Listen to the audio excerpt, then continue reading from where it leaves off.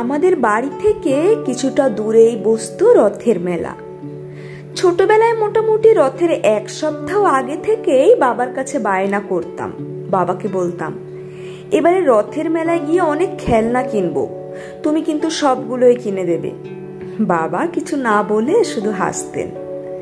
আমার যাবতীয় বায়না সব কিছুর আবদার বাবার কাছেই। বাবাও কোনোদিনও না করতেন না। আমার কথা শুনে বাবা বলতেন, তোর যা যা দরকার সব কিনিস, তুই তো আমার মা, মা আবদার করলে আর না করতে পারি। বাবার একটা স্কুটার ছিল, স্কুটারে বসিয়ে বাবা নিয়ে যেতেন রথের মেলাতে। আমি ব্যাগ ভর্তি করে খেলনা কিনতাম।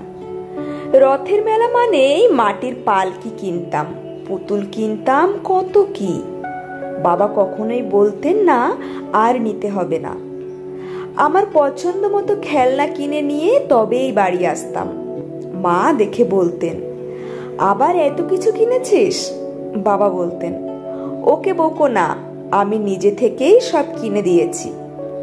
পৃথিবীতে সব বাবারাই বোধহয় এমন হয়, মেয়েদের কোনো আবদারে আর না করতে পারে না। আমার বাবাও তাই। আমি তখন সবে 1-এ ভর্তি হয়েছি। সেবারের রথে ঘটলো একটি ঘটনা। আমি একটু অন্যরকম বায়না করলাম। বাবাকে বললাম, আমি এবারে রথের মেলায় গিয়ে পালকি কিনবো না, তোমার মতো স্কুটার কিনবো। বাবা হেসে বলেছিলেন, স্কুটার কিনে কি করবি? আমিও তোমার মতো স্কুটার চালাবো। খুব শখ ছিল রথের মেলাতে গিয়ে স্কুটার কিনে আনবো, কিন্তু রথের মেলায় স্কুটার খেলনা পাওয়া যাবে কিনা এই বোধটাই তখন ছিল না। যাই হোক, বিকেল বেলা বাবা স্কুটারে বসিয়ে নিয়ে গেলেন মেলাতে। তারপর এপাশ ওপাশ ঘুরে রথের মেলায় অনেক কিছু কিনেও স্কুটার কোথাও পাওয়া গেল না। আমি তখন খুব কান্নাকাটি করছি।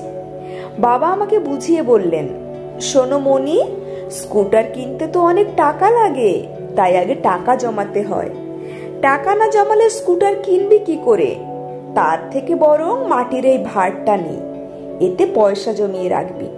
তারপর অনেক পয়সা জমে গেলে একটা স্কুটার কিনে আমাকে রথ দেখাতে নিয়ে আসবি।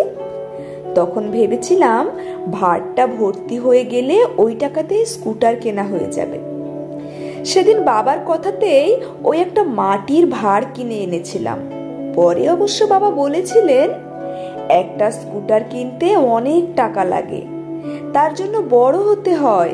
বড় হয়ে তুই যখন নিজে উপার্জন করতে পারবি, তখন দেখবি স্কুটার কেনা হয়ে গেছে।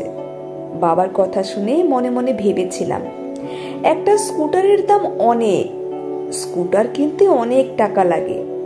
তবে সেদিনের সে কথাগুলো বাবা ভীষণ সত্যি বলেছিলেন। বড় হয়েই উপার্জন করতে হয়। বাবা ছোট থেকেই চেয়েছিলেন আমি যেন স্বাবলম্বী হতে পারি। মেয়ে হয়ে জন্মেছি মানে যে বিয়ে দিয়ে দিতে হবে, এমনটা বাবা কখনোই ভাবেননি। আজ আমি বড় হয়েছি, প্রতি বছর নিয়ম করে রথের মেলাও বসে।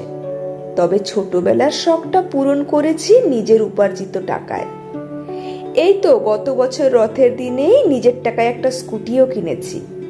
স্কুটিতে বসিয়ে বাবাকে নিয়ে যখন রথের মেলাতে যাচ্ছিলাম, তখন স্কুটারের আয়নাতে বাবার মুখটা বারবার দেখছিলাম। চোখে মুখে সে এক অদ্ভুত খুশির ছাপ। মনে হচ্ছিল বাবার বোধহয় এত খুশি আর কখনো হয়নি। ছোটবেলায় বাবা স্কুটার চালাতো, আমি পেছনে বসতাম। এখন উল্টোটা, আমি স্কুটি চালাই, বাবা পেছনে বসে থাকে। যাই হোক, স্কুটিতে বসিয়ে বাবাকে রথের মেলায় নিয়ে গিয়ে বললাম, বাবা তোমাকে কি কিনে দেব বলো? বাবা হেসে বলল, মারে তুই তো আমার কাছে রথী, তোর এই রথে চেপে রথের মেলাতে আসতে পেরেছি, এতেই বা কম কিসে? জীবনের সব থেকে মূল্যবান উপহারটাই তো দিলি আজ। আমার আর বেশি কিছু চাওয়া নেই, আমি এতেই খুশি। কলমে সরজিৎ ঘোষ।